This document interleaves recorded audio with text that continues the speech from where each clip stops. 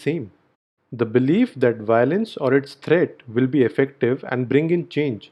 Another way of saying this is the belief that violent means justify the ends. Many terrorists in history said sincerely that they chose violence after long deliberation because they felt they had no choice. When the imbalance between opponents' relative strength become immense, the stronger side having strong, well-equipped force overshadows the weaker side, forcing them to shift towards terrorism or guerrilla warfare. In such cases, the weak side doesn't have the resources to mount an effective campaign of structural or economic disruption. Instead, they try to induce fear in the general population, attacking infrastructure and resources, hoping that a fearful population will have a political impact that will force the strong opponent to make concessions. Terrorism is spreading fast in the modern era as more technology is now available to conduct acts of terror, and the targets of terrorism are more widespread than ever before. Sophisticated means of communication such as electronic media, print media, social media, and the internet help terrorists to quickly promote their ideology and hate campaign and exploit cyber terrorism.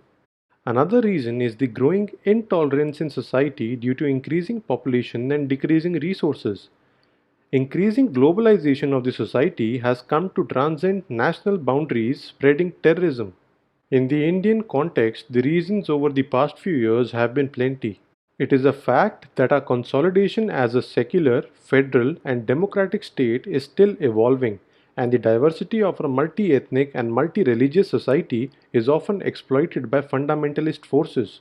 The absence of sufficient employment and unequal development, the resultant poverty, and the accompanying frustration has encouraged unemployed youth to take up criminal acts and narcotics. The inducement of money, for instance, rupees 3 to 4 lakhs per year in J&K is enough for an unemployed youth to take to militancy. The ineffective anti-terrorism legislation and misplaced judicial activism is somehow also responsible for growing terrorism. There are structural inadequacies in the state apparatus, namely weaknesses in the intelligence structure, human as well as technical, inadequate modernization of police, paramilitary forces, and the armed forces, unimaginative media management and coverage, reactive response and slow government decision making, lack of clear strategy, and policy on internal security. Now, how is India a victim of terror? Terrorism found in India includes ethno-nationalist, religious, left-wing, and narco-terrorism. Let us look at some reasons that make India a victim of terrorist activity.